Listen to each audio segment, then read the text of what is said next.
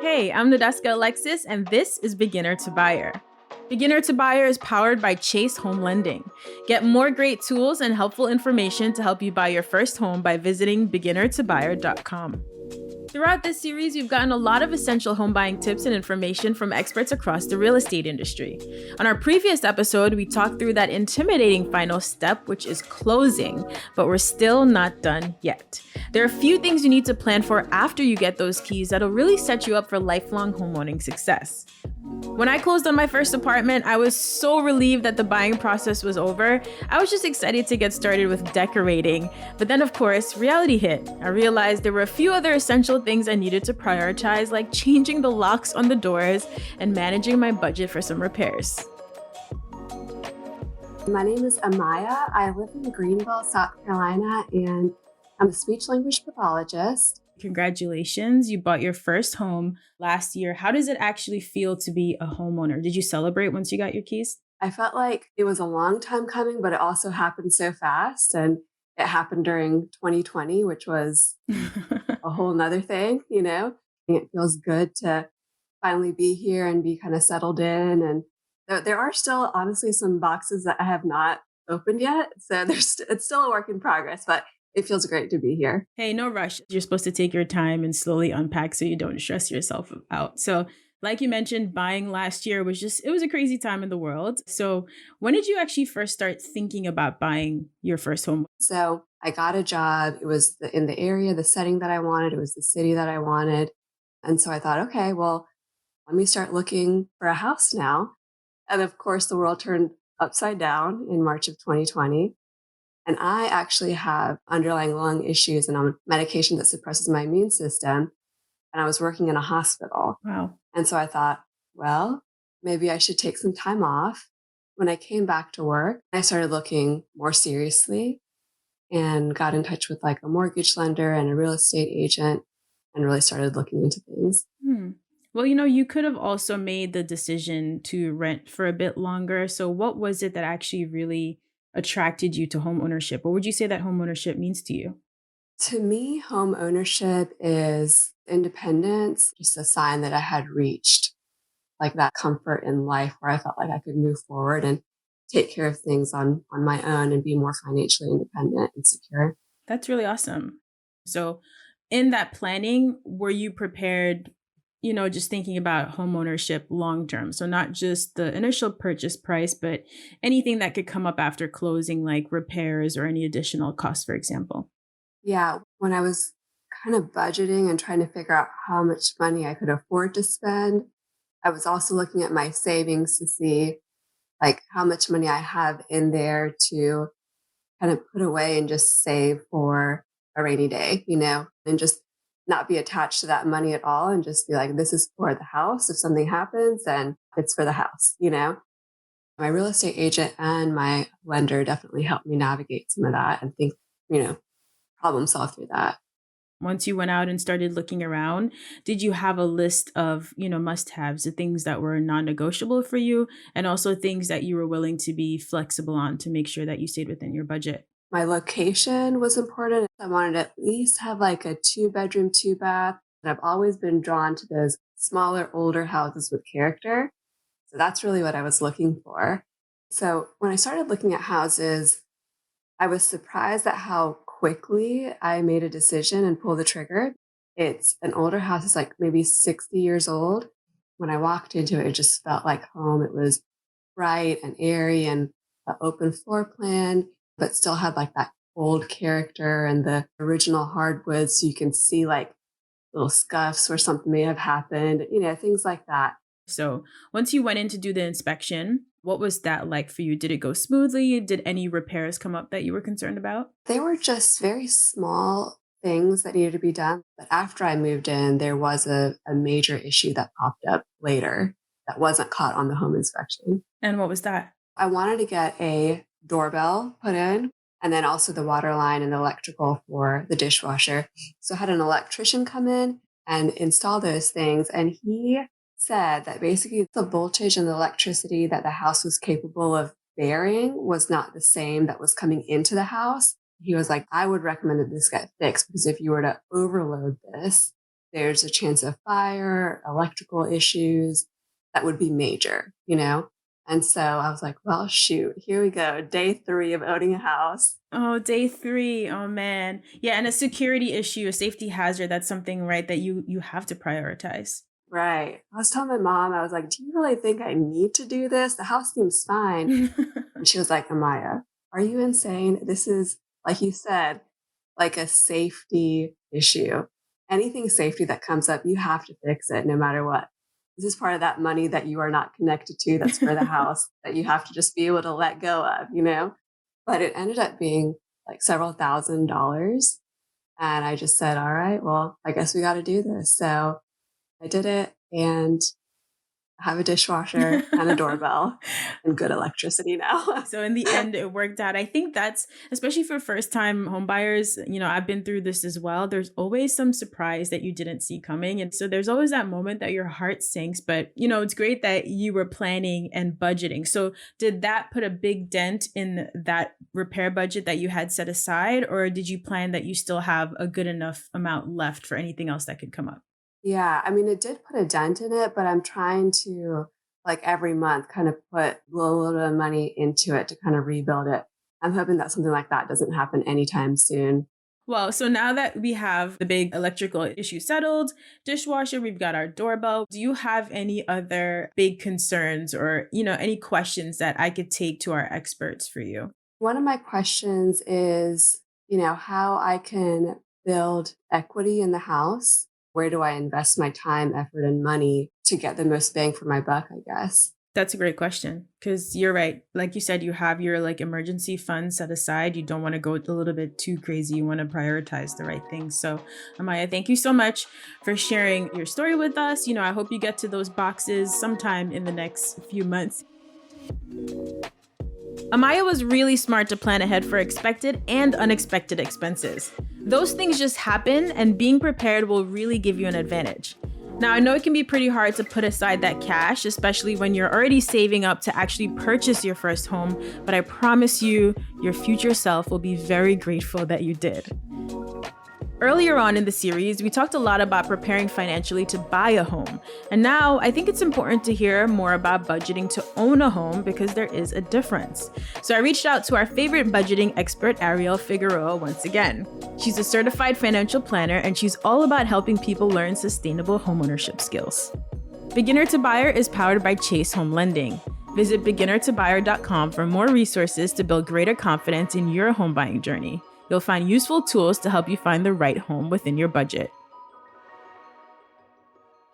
Arielle, thank you so much for joining us again. Earlier in the series, you gave us really, really great advice on planning to buy a home. And now we're at the point where we've closed, we finally have our keys, and we've moved in, but we still have some big, important financial decisions to consider. So at this point, after closing, why is a homeowner's budget still so important? Oh boy, what a great question. And thank you so much for having me back, Nadeska. I really appreciate it. Why is a budget so important? A budget is important for your entire life. From the time you start your first job all the way through the retirement. I know people hate to hear this, but budgeting is never going to lose its importance.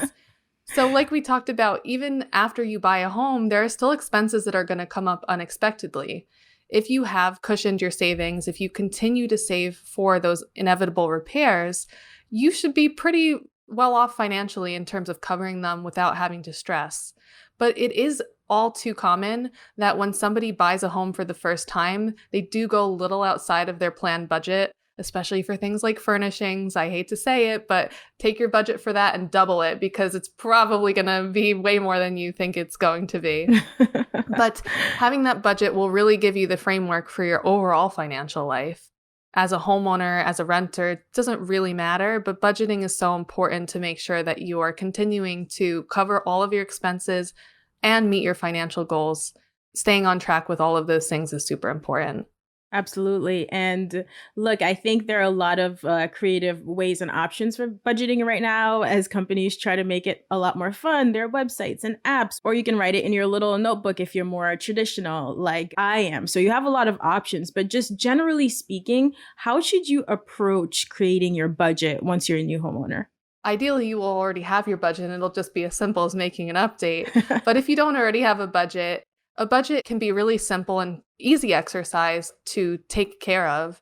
It's just a matter of taking your income, itemizing out all the sources if there are multiples, and ideally there will be, adding everything together, and then subtracting out your expenses in a specific order. I like to look at primary living expenses first, the most important non-negotiable things.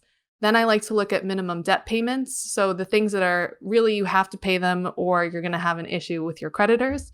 And then after that, we start to look at things like saving for long-term goals, paying extra towards your debt payments to pay them down faster, and discretionary spending, things like going out to eat, getting your hair and nails done, shopping, and all the fun things that people like to do that make their lives worth living. Okay, and what are some of those very routine expenses you should always expect as a first-time homeowner, including things just like regular maintenance, for example? Absolutely, the regular maintenance, things like annual repairs on your home, especially if you live in a colder climate where you get snow and ice, that can really wear and tear on the outside of your home. But there's also other bigger expenses that come up, and they're not as uncommon as people like to think they are. And that's things like pipes bursting, having a leak with your washing machine, or potentially an issue with your other appliances, things like your garage door opener not working, repairing the driveway. Like there's tons and tons of things that can come up. We don't necessarily know what they will be, but if we can prepare and save a little bit of extra money for them when they do arise, then you'll be in a good place to handle them.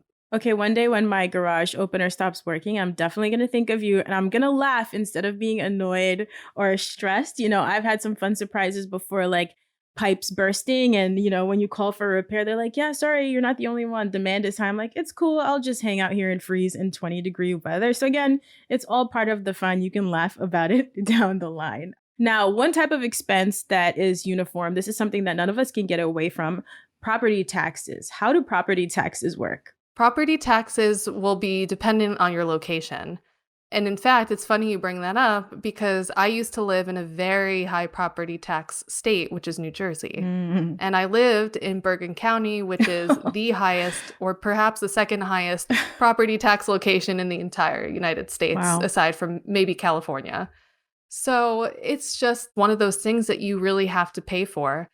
How they work typically is that the town or city or county that you're in will assess the value of your property that you own, and it will use a formula to take a percentage of that, and that will be what your property tax payment will be. Now, usually that assessed value is different than the market value of your home. It's usually a lot lower. So if you were to go and sell your home on the market, you might get $300,000 for it. That doesn't mean your assessor is going to say $300,000 is the number they're looking at. They might look at $200,000. But that's typically how property taxes are calculated. And depending on where you live, the taxes might be used for things like repairing roads, funding the school system, doing public service, all of those things that are really, really important. Absolutely. And is that something that you can expect to pay all at once every year, or can you split those payments throughout the year? How does that typically work? That, again, is very dependent on where you live. So again, going back to my example of where I used to live in New Jersey, property taxes were paid quarterly. Every year, January, April, July, and October, you would get a bill, or your mortgage company would take care of that for you and pay those taxes on a quarterly basis. Where I live now in Arizona, property taxes are paid annually. So it'll really just depend. But the thing that makes it a little bit easier to manage and also kind of spreads out the payment is if you do what's called escrowing. They take the responsibility of actually making the payment to your tax assessor or your tax recorder's office. And if you do that way, then typically it's just whatever your annual tax is divided by 12, and that amount is added to your regular monthly payment, unless there's a situation where they run out of money because taxes went up, or there was a new assessment on your property and they had to dip into your reserve for that.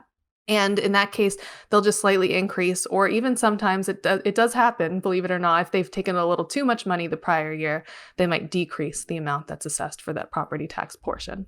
Oh, wow. That's good to know. And I guess that's a great option if you're the kind of person who does not want to be surprised every few months that you have to hand over such a big check. Just have them take it out monthly. So Arielle, another term that we see come up a lot once you are purchasing your first home is HOA. What does that mean? Yes, I'm so happy you said that. HOA is Homeowners Association, and sometimes it's called maintenance, but they're basically the same thing. If you live in a condo or a co-op, or even if, like me, you live in a single family home, but you're part of a planned community, you might have HOA fees or maintenance fees that you have to pay in addition to your insurance, property taxes, and your mortgage payment. And just like with property taxes, those HOA fees cover usually maintenance of common areas of the community where you live. For us, it covers landscaping and parks. If you live in a condo, it might cover common gym or shared area where people can congregate together. So it does cover important things, but it is an extra expense to consider when looking at whether you're going to buy in a community or outside of a community. Absolutely. You mentioned already some things that you have to take care of as you're moving in, things like changing the locks on the house. That's important. Now, I think as a first-time homeowner, especially if you're not moving into a brand new property, you probably have like a list of things that you need to do, some repairs, etc. But what should you prioritize just so you're not going over budget immediately? I would say anything that's going to cost more money in the long term if you avoid repairing it.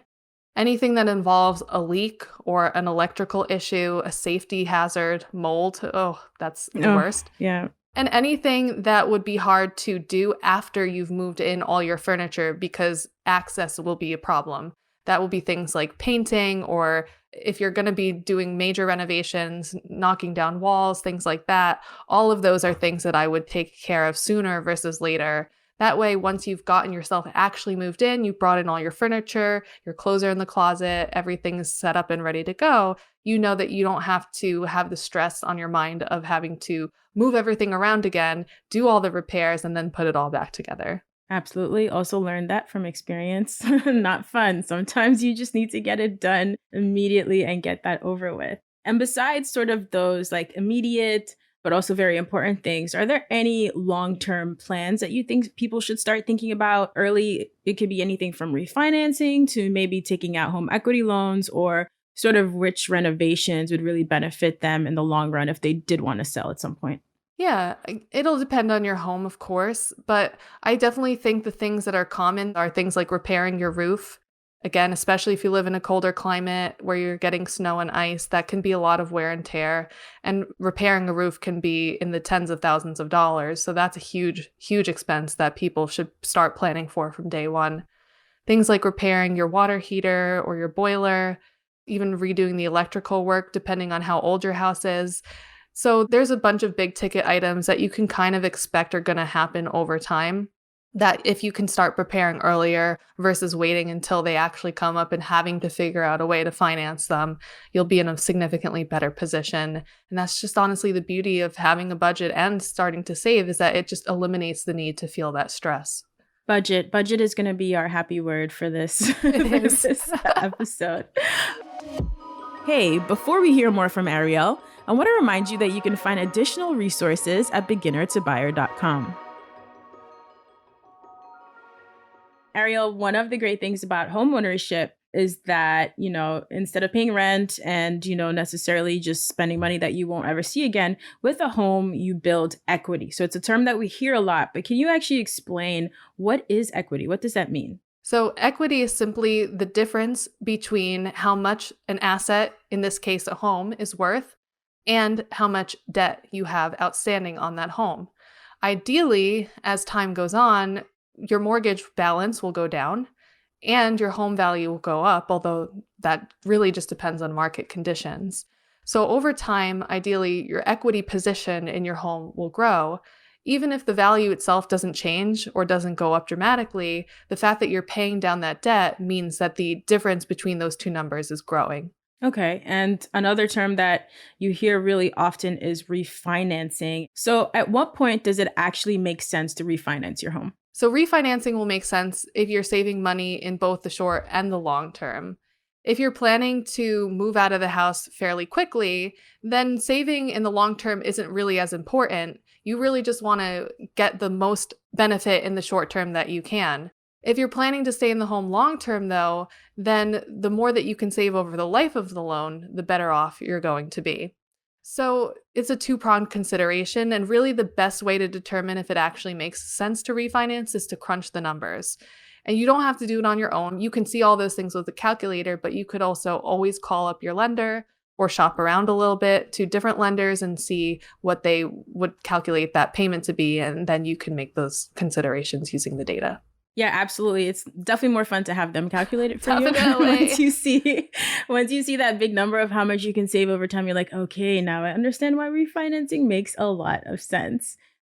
Arielle, even if you took the time to really plan and budget and save, right? So you would be in a financially strong position once you purchase the home. Sometimes emergencies come up, things that are out of your control. If you do end up in a situation where you're not able to make your monthly payments, how do you advise that a first-time home buyer would handle that?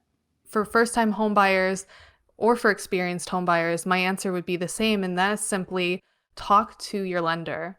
A lot of people think that by not making the payments and forgetting about it, it will go away. But really, the longer you wait, the worse position you put yourself in and the fewer options that you have. Most banks, most mortgage companies have financial plans in place for people who are having trouble affording their payments. And their goal is really to work with you in whatever way they can to make sure that you are able to get back on your feet so that you can continue to make those payments going forward. But the number one best thing that you can do is reach out as soon as you feel like you're going to have trouble making a payment before you make the late payment or miss a payment altogether. And they can walk you through what all of those options are and help you get guidance throughout that entire process. That's really good to know that you do have options. I could understand being terrified to reach out and thinking that just avoiding it is the right move, but it's good to know that there are solutions. Okay, so, we've gone through this process of like making this huge financial decision. We've moved into our home, and now comes what I think is the really fun part, which is furnishing your home. But at the same time, we're still considering our budget. So we probably don't want to import luxury textiles from Italy, in our first year of home ownership. What do you advise people can do to furnish their homes on a budget? I think, again, it just boils down to what's most important to you. If you really do want that luxury furnishing from Italy, maybe you can have it, but it might take a little longer for you to get it. So just saving to make sure that that's going to be a financially sound decision versus buying it immediately. If you are okay with waiting, then taking your time to furnish a home is honestly, in my opinion, the best way to make sure that you stay to your budget. When you're buying your home, you're so excited. You're imagining all the beautiful things that you're going to buy to fill it up. And then that's how people start to go crazy and pay way too much money for furnishings that after a couple months, they're not even going to notice it. So if you can wait and just do it slowly, that'll help you buy with intention, stick within your budget, and make sure that the pieces that you're buying are going to be the right fit for your space, they're going to be the right fit for your lifestyle, and that they're going to last you for the long term. Absolutely. So Arielle, last year, random story, I read Michelle Obama's book, and in it, she mentioned that her dad was very firm on never wanting the family to be house poor. Can you tell us what this term means and how you can make sure to avoid that so you can still have enough of your budget to actually go out and enjoy your life in your house? Yes, that is a great book. And Michelle Obama's dad is a smart, smart man. House poor simply means that all of your assets are invested into your house and you don't have the flexibility to do other things financially because all of your money, all of your assets, all of your budget is really just going towards your house. For some people, that might be okay.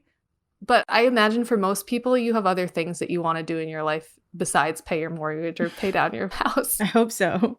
Ideally, you will avoid that. And again, making sure that you stick to that budget, that you have one in the first place, in fact, will really be the key to avoiding that house poor situation. Absolutely. And I think one of those important decisions you also have to make is deciding whether to invest in things that make your house enjoyable. How do you decide when is the right time to make those investments? Like, should I go out and get the pool installed now because it's pretty hot and I've been sweating all week? I hate to use the financial planner answer, but it depends, right? That's the key word. It depends. If having a pool is super important to you and it's going to improve your quality of life, Here in Arizona, in my opinion, having a pool is a must. You cannot get through the summer without it when it gets to 110 degrees and you're dying. Can imagine. It's really great to jump into that pool, but we use our pool pretty much every day. But give yourself that opportunity to really sit with yourself and assess whether it's something that you're going to use for the long term or if it's going to be something that's just temporary use and then you're going to forget about it and wonder why you even spent the money in the first place. That's great. Yeah, if you're using something really often, then it actually makes sense to go ahead and invest in it. Now, some people, depending on the property that you acquire, you may be able to rent a portion of it to have a tenant. Do you think that renting to someone is a good way to create additional income? And are there any associated costs with that you might want to consider before getting into that? In my opinion, renting to other people is not as glamorous as it might seem on the surface. When you're a landlord, you essentially own a business. Your house is your asset. You have to make sure that you're maintaining it beyond perhaps what you would otherwise do just for yourself. And you also have to make sure that you're collecting income from your renters. You have to make sure that you're facilitating repairs. If you don't have a property management company doing it for you, you're the one who has to get up at 2 a.m. and call the plumber or go down and do it yourself and fix it. So I would say that renting can be a good way to offset the cost of homeownership, but it's definitely not for everybody. Know yourself. You know yourself best. If people would be bothering you at all hours of the day, maybe you can consider getting a property management company, but then you have to look at the additional cost and determine whether that makes sense as well. So there's a lot of considerations. Well said. Arielle, thank you again for giving us so much amazing information. And I'm wondering if there's one thing you'd like a first-time home buyer to take away from this conversation, what would it be? If there's one thing that I could have a first-time home buyer take away from this conversation, it would be to save extra, save way more than you think that you actually need. You will never be upset with yourself for having too much money saved, because if you don't use it for your home purchase, if you don't use it for repairs, then it's just extra money that you can use towards something else fun and enjoyable that you would like. So save, go back to the ABCs and make sure that you have fun with the process. The ABCs we're never, ever going to forget. Thank you so much, Arielle. Thank you so much, Nadeska. I appreciate it. Arielle gave us some invaluable advice there. Like she said, it's very important to think ahead. Make sure you keep that homeowner's budget going. Be strategic about which renovations you prioritize, but also remember to enjoy your home. And finally, stay in touch with your lender so you can be proactive if any issues come up that you might need help with. Now, I want to dig a bit deeper into a couple of the terms we touched on. Equity and refinancing. Both are very important terms to learn because your relationship with your lender continues well beyond that closing date. So I sat down with Amy Bonitatibus. Amy is the CMO at Chase Home Lending, which means she has lots of experience communicating with the new generation of home buyers.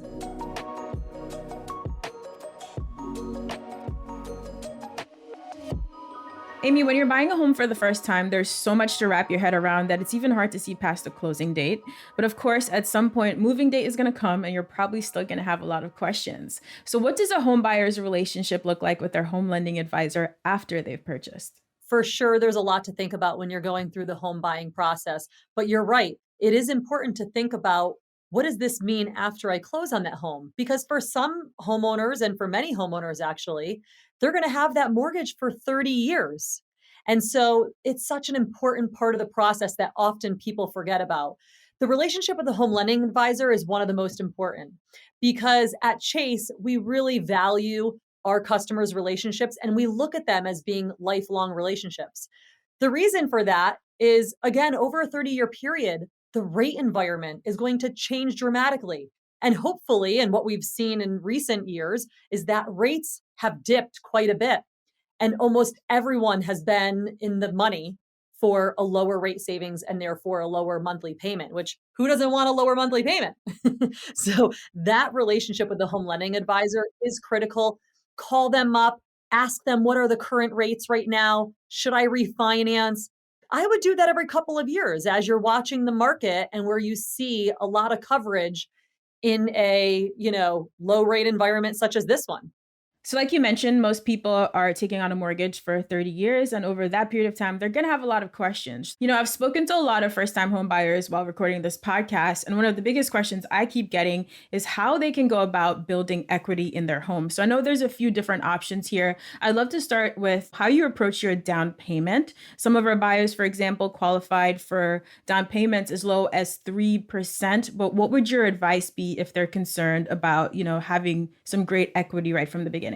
Well, look, every single person's situation is very different. So if you have the means to put more down, of course, that's better because you can get a lower payment by doing so. But for some, and particularly first time home buyers, they don't have that big down payment to apply like someone who's selling their home to buy a new home would have. Everyone should look at their own personal financial situation. And for first time home buyers, another important tip is, you know what? Even if you have that 5 or 10% to put down, 3 to 5%, and then keep that extra money for things that are going to come up. And things always come up with buying a home. Inevitably, you're going to have that pipe that is faulty and on the verge of rupturing. And so let's address that quickly. You're going to have that, bathroom that you were fine with when you walked through the house, but now that you're living in it every day, you want to gut it. So keep some cash on hand for those, surprises that you may or may not have anticipated. So you make a good point, right? Buying a home for the first time is a huge expense. Maybe you don't want to put up too much on a down payment if you want to save for all of the pleasant and unpleasant surprises that can come up at some point with ownership. So another option could be paying a little bit extra on your mortgage, right? And I'm sure there's multiple different ways you can approach that. What would your advice be in that situation? If you can make additional payments to your mortgage, I would definitely recommend doing so. It's always great when you do that to be able to see how many months or years you can actually cut off on the back end of your mortgage term. So, for example, if you have a 30-year mortgage and you're making an additional $100 a month, you can shave off several years over time and pay down that mortgage even faster.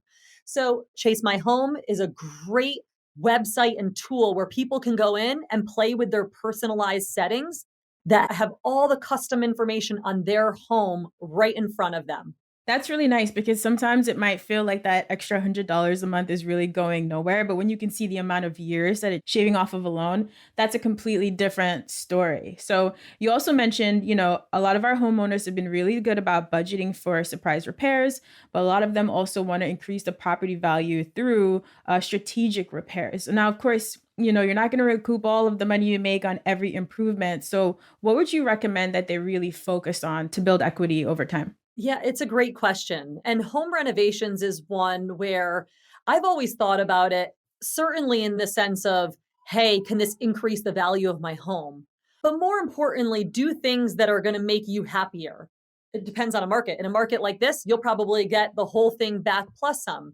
And in a normal market, you may not. But if it makes you happier to have a kitchen that's renovated or to have a bathroom that's renovated and you have the means to do so, make those small improvements. More times than not, you will get that money back in the long run. Now, there's certain projects like I love outdoor living space, and right now that is attractive. But for the most part, people have always said installing a pool and all the expenses that come with it are hard to recoup when you go and sell it.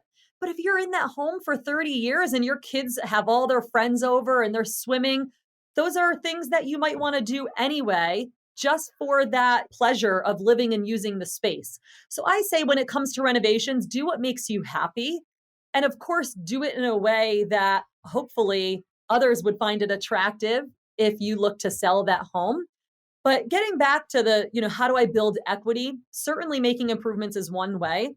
It's also great because if you're making that extra $100 a month payment and 20 years from now, you want to help your child pay for college education, well, now suddenly all of that money, you can do a cash out refinance, take it out and help your child pay for college. All right, so that's good to know because we definitely have a lot of young families who are buying. They have young kids, they want to pass on the home to them. But before that, you're right, things like university is going to come up. There's a lot of terms that you hear during the process of buying your first home that reading it on paper just doesn't register as much as going through the process and now having ingrained in your mind what that means.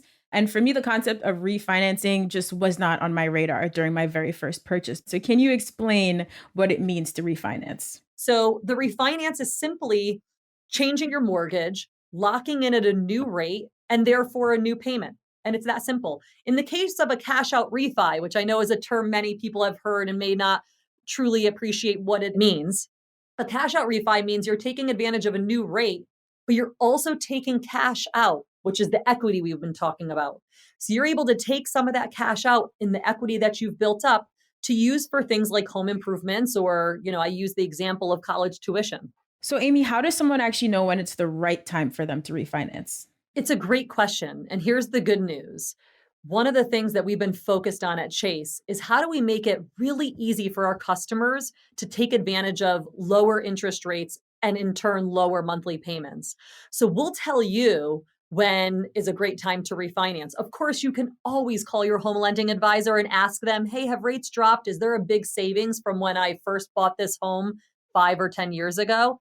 Well, so after weeks and weeks of reading about how the rates last year were historically and amazingly low, I finally decided to go ahead with a refinance. And like you said, it's much simpler than I expected. And again, I learned a lot of things. For example, when I was deciding how to refinance, I had to decide between going with another 30-year loan or a 15-year loan. What advice would you give in terms of choosing between those two? Well, as I said, every customer situation is different. You have some that, they might have bought and sold a couple of times and they really are trying to pay down or pay off that mortgage.